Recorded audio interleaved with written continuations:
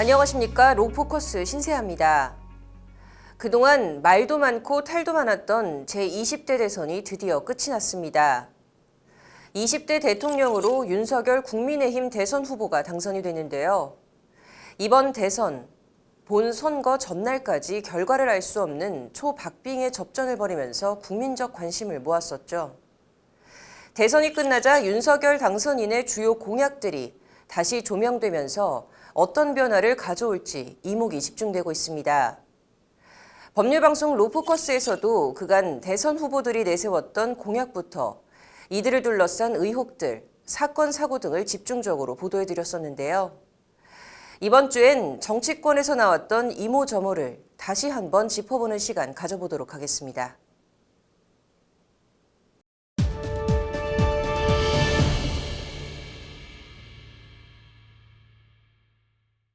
올해 있을 가장 큰 행사 중 하나로 20대 대통령 선거를 빼놓을 수가 없는데요. 일부 대선 후보는 표심을 잡기 위해서 주 4일 근로제 도입을 공약으로 꺼내들었습니다. 그런데 충분히 가능하다라는 의견도 있지만 아직은 시기상조라는 부정적인 목소리도 있어 도입 여부에 더욱 이목이 쏠리고 있는데요.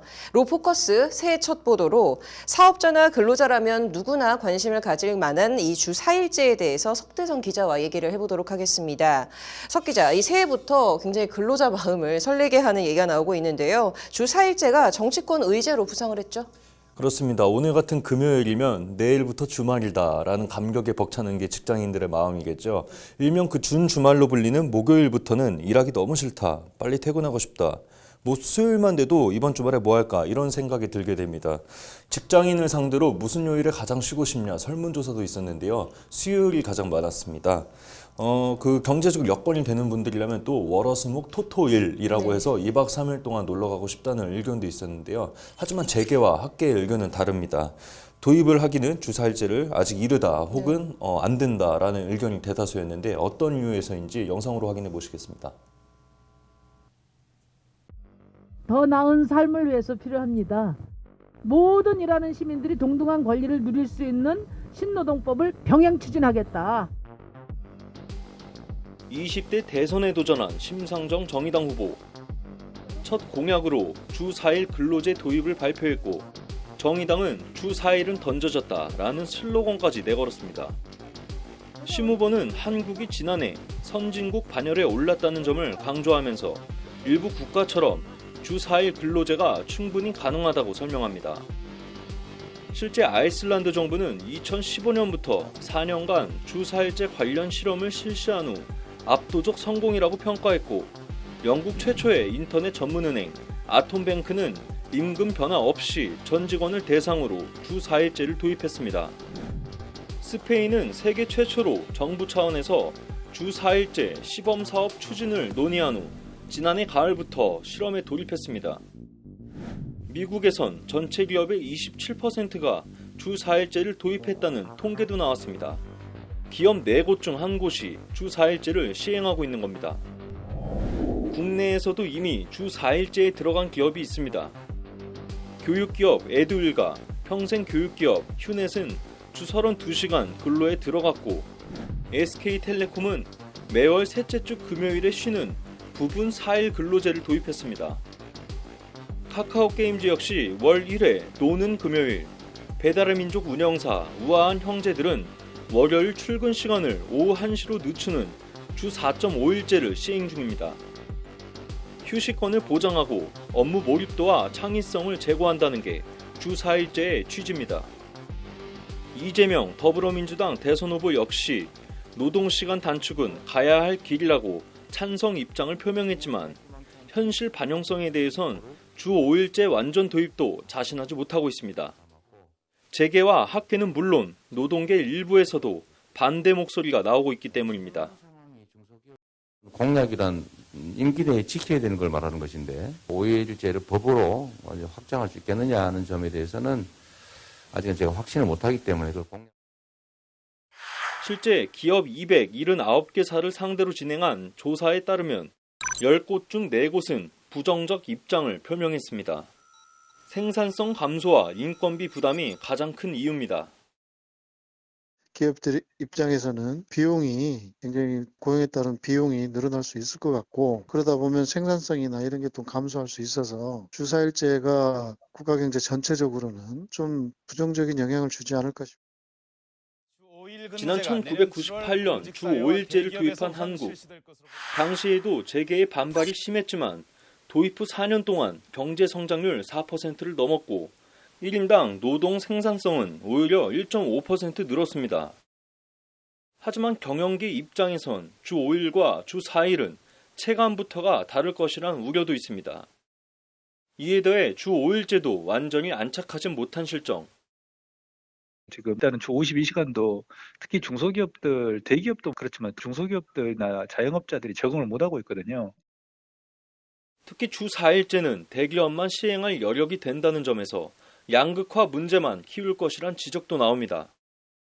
대기업 사원은 더 나은 삶을, 중소기업 사원은 더 나빠지는 구조에 박탈감만 느낄 가능성이 크다는 겁니다. 양극화 문제 차원에서 좋은 일자리는 더 좋아지고 나쁜 일자리는 더 나빠질 가능성이 위험성이 크다고 생각돼요. 여전히 장시간 노동하는 국가로 손꼽히는 한국. 그러나 중소기업이나 자영업자가 주 4일 근로제에 발맞춰 가기 위해선 아직도 갈 길은 멀어 보입니다. 주 4일제를 정착시키려면 많은 실험과 연구, 시행착오가 필요할 것이란 지적이 나오는 이유입니다. 법률방송 석대성입니다. 네, 주 4일제 이 내수 진작에는 도움이 되지만 임금 보전 문제나 뭐 산업별 노동 형태 차이를 좀 감안을 해보면은 이 주 4일제가 연착륙하기까지는 시간이 좀 걸릴 것 같아요. 그렇습니다. 노동 인구가 감소하고 있는 현 상황도 좀 배제할 수가 없다고요? 예, 게다가 지금 저출산 문제가 그 국가 존립 자체를 위협하는 상황이 됐습니다. 그렇기 때문에 일하는 시간도, 일하는 노동 인력도 줄고 있는 겁니다, 이제. 그래서 일각에선 주 4일제와 저출산은 연관성이 없다 이렇게 얘기를 하는 분들도 계시는데 전문가들의 의견은 좀 다르게 나오고 있습니다. 근본적으로 봤을 땐 문제의 결이 같다고 말하고 있는데 이 내용은 추후에 보도해드릴 예정입니다. 네, 일과 삶의 균형을 뜻하는 말을 일컬어서 우리가 워라벨이라고 하는데요. 두 마리 토끼를 다 잡을 수 있는 날이 오길 좀 기대해 보도록 하겠습니다. 이번 주 여기까지 듣도록 하겠습니다.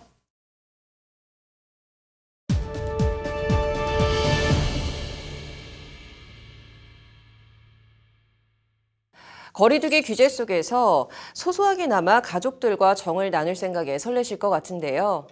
그런데 경남 양산에 살고 있는 한 가족은 올해도 가장의 자리를 비워둔 채 이번 명절을 보내게 됐습니다.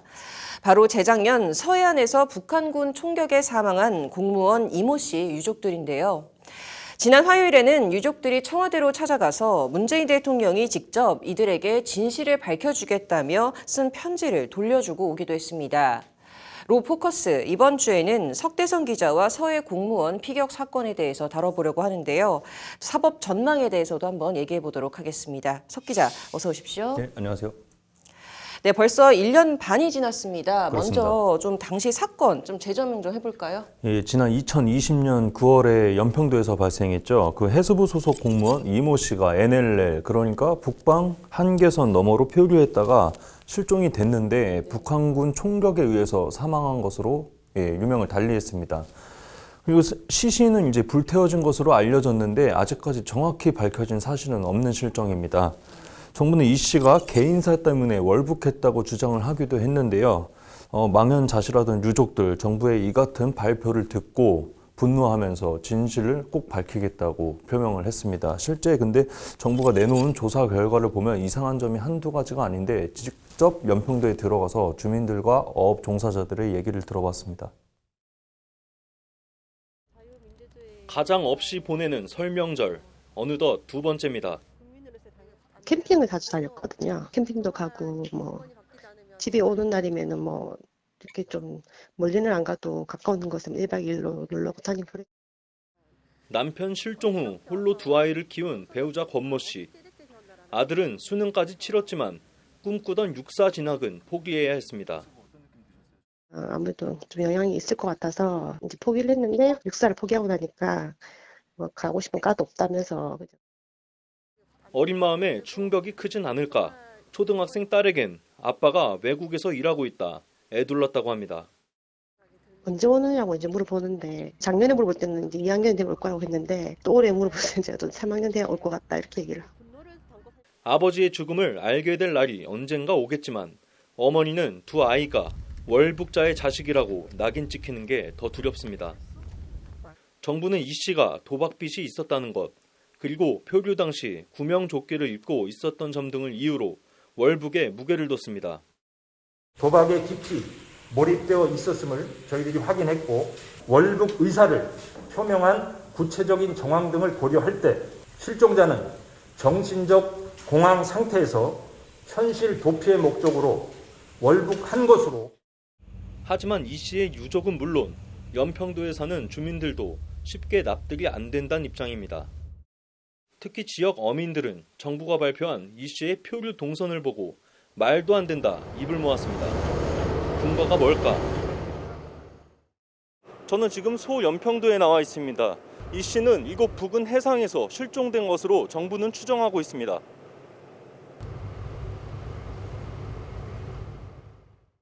이 씨가 실종된 지점은 소연평도에서 남쪽으로 2.2km 떨어진 곳.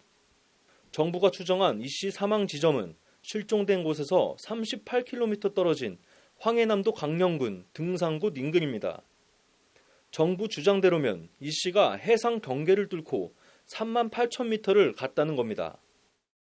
정말 교육을 받은 사람이면 갈 수도 있지. 그랬는데 이 배선원들이 뭐 가일터기는 아니지. 근데 여기 힘들게 왜 이리로 가? 차라리 그쪽으로 해가지고 가려면 그쪽으로 가지. 요번에 넘어간 데로. 아, 그냥 땅으로 위쪽으로? 그럼 넘어가지. 왜 이리로 가? 힘들게. 연평도 물살은 시계 반대 방향으로 돕니다. 이 때문에 이 씨가 부유물을 타고 있었더라도 물살을 거슬러 38km를 가는 건 불가능하다는 게 40년 뱃사람들의 주장. 물살이 셀 때는 불과 몇 미터도 나아가지 못한다고 합니다. 소연평 남쪽에서 실종이 됐다라고 보면은 그 소연평 동단 쪽으로 올라가는 물줄기하고 바람 방향하고 돌면 다시 턴해서 내려오게 돼 있거든요. 그 물살을 빠져나가기는 동력이 있으면 몰라도 뭐 인력으로나 뭐 탔든 뭐하든 어렵다. 이 씨의 월북을 주장했던 해경의 더미 표류 실험 보고서입니다. 이 씨 실종 당시와 조석, 풍향이 유사했던 때 인체 모형을 해상에 투하했는데 경비함정이 소연평도 남서방으로 3.7km 떨어진 곳에서 발견했다고 합니다. 해경은 이 씨가 강령군 해상까지 갔다고 했지만 인체 모형은 대연평도에도 미치지 못하고 오히려 실종 지점보다 더 뒤에 있었습니다. 나아가 해경 말처럼 이 씨가 물길을 잘 알고 있었다면 소연평도가 아닌 대연평도에서 가까운 해저항으로 월북 의사를 표시하지 않았겠냐는 게 어민들의 주장. 연평도에서 평생을 살았다는 한 노인은 취재진과 만난 자리에서 거듭 의아하단 반응을 보였습니다. 미스테리야 사실. 아직 확실하게 밝힌 건 없잖아. 근데 수사는 흘러야 나온다고 분명히 진실은 있을 거라고 봐. 난 그걸 보고 이 정권이 바뀌면 그때는 뭐 비밀이 나오는 거 있을 거야. 제 뒤로 보이는 곳은 황해남도 강령군입니다. 70년 넘도록 지속되고 있는 분단국가의 아픔은 다음 세대와 그 다음 세대에게까지도 회복할 수 없는 상처를 남기고 있습니다. 법률방송 석대성입니다. 네, 이제 연평도 주민들 말을 좀 들어보니까 정부 발표가 좀 더 비상식적이지 않나라는 생각이 좀 개인적으로 듭니다. 네, 구명조끼는 원래 배 타는 사람이라면 반드시 착용을 해야 하고 이 씨가 부유물을 붙잡고 있던 것도 생존 의지지 이게 월북 정행의 논리로 내세울 수는 없다 이런 의견도 나오고 있습니다. 그렇다면 해경이 추정을 단정해서 얘기했다는 것이겠죠. 네. 근데 지금 유족들이 여전히 정부를 상대로 좀 법정 다툼을 벌이고 있죠. 예, 그 청와대 국가안보실과 국방부 그리고 해경을 상대로 정보공개 청구 소송을 제기를 했는데 사법부에서 이를 대부분 인용을 했습니다. 그렇다면 정보를 공개해야 되지 않겠습니까? 근데 정부가 곧바로 법원 판결에 불복해서 항소를 제기하면서 의구심은 더욱 증폭이 되고 있습니다. 며칠 전엔 경남 양산, 그러니까 문재인 대통령이 이제 퇴임 후에 머물 곳이기도 하죠. 이 경남 양산에 살고 있는 그 이모 씨의 배우자가 청와대를 찾아오기도 했는데요. 그 법조계와 야권에선 이번 사건이 문재인 대통령에게 사법 리스크로 작용할 수 있다고 가능성을 제기하고 있습니다. 어떤 얘기가 나왔는지 직접 영상으로 확인하시겠습니다.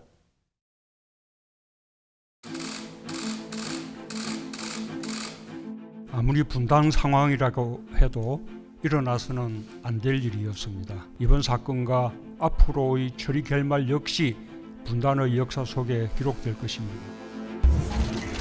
자, 진지법금 위반에 대해서 경찰에서는 책임을 지시하겠습니다. 자, 앞쪽에 배치된 우리 여경 경찰관들의 부상 위험이 있습니다. 정부의 실책으로 남편을 잃은 한 국민보다 여경이 우선이었던 치안기관, 경찰. 이날 이 씨의 배우자 권 씨는 문 대통령이 함께 하겠다고 썼던 편지를 아들 대신 청와대에 돌려줄 예정이었습니다. 저는 이제 대통령께 기대하는 것이 없습니다. 그래서 무책임하고 비겁했던 그 약속의 편지도 저는 제게 필요가 없습니다. 처리 결말 역시 분단의 역사 속에 기록될 것이라고 강조한 문 대통령. 하지만 정부는 유족의 정보 공개 청구 소송에 항소했고 처리 결말은 언제 나올지도 모르게 미지수로 만들어버렸습니다. 힘 있는 정부는 국민의 알 권리 차원에서 거짓으로 선동하고 힘없는 국민은 인권과 국민의 주권도 무시당한 채 거짓을 진실로 알아 드러라. 정부에 항소한 이유를 물었는데 말을 극도로 아낍니다.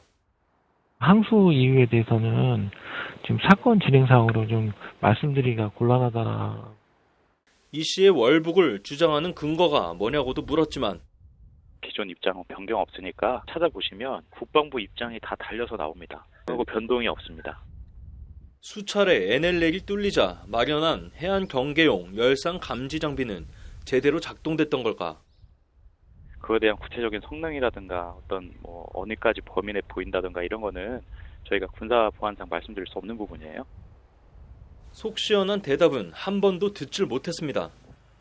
이 같은 정부 행태에 윤석열 국민의힘 대선 후보는 대통령의 약속은 무엇이냐며 집권하면 사건 당시 관련 자료를 공개할 것이라고 문 대통령을 겨냥한 날선 발언을 이어갔습니다. 이날 국민의힘 소속 일부 의원도 이 씨 유족들을 위로하기 위해 함께 자리했습니다. 국가의 제1의 책무는 국민의 생명과 안전을 지키는 것입니다. 임기가 얼마 안 남은 이 시간도 대통령과 청와대의 그 행태를 보면서 함께 분노를 하고 있습니다.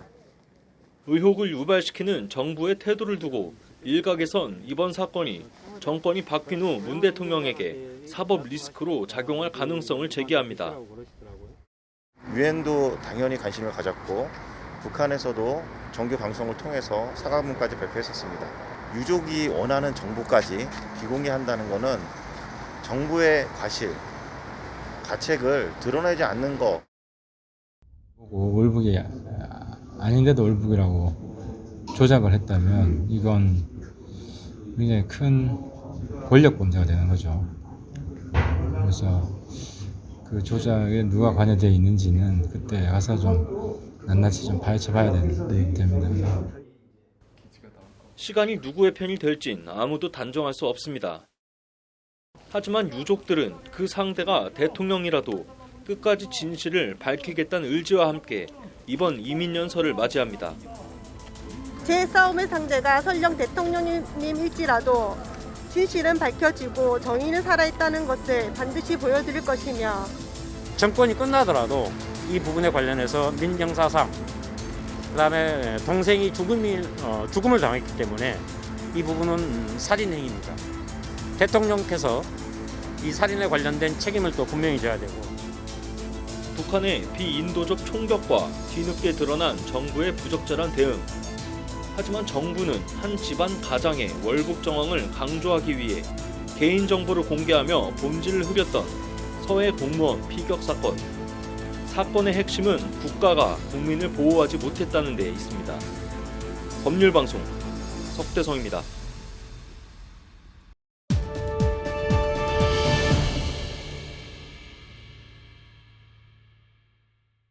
국민의힘 대선 후보 선출이 일주일 앞으로 다가왔습니다. 이른바 고발사주 의혹이 국민의힘 대선 전국을 강타하고 있는데요.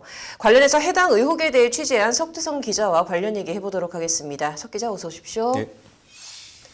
네, 먼저 공수처가 이 고발사주 의혹 키맨이죠. 손준성 검사에 대해서 법원에 구속영장을 신청을 했는데 기각이 됐어요. 예, 그렇습니다. 그 승부수가 자충수가 됐다는 얘기가 나오고 있는데요. 일단 공수처가 취하는 액션이 조금 성급하지 않았나 싶고요. 그리고 다만 그 영장 심사가 기각이 됐다고 해서 무죄라고 단정 지을 수는 없기 때문에 법조계에서는 아직 지켜봐야 한다고 얘기가 나오고 있습니다. 네, 아직 지켜봐야 한다는 얘기가 지배적이라고 하셨고요. 자, 이번에 이 고발사주 의혹의 핵심 인물 중 하나이자 공익제보자죠. 조성은 씨를 직접 만나보셨는데 어떤 말들이 나왔나요? 네, 그렇습니다. 그 조 씨를 직접 만나서 인터뷰를 했었습니다.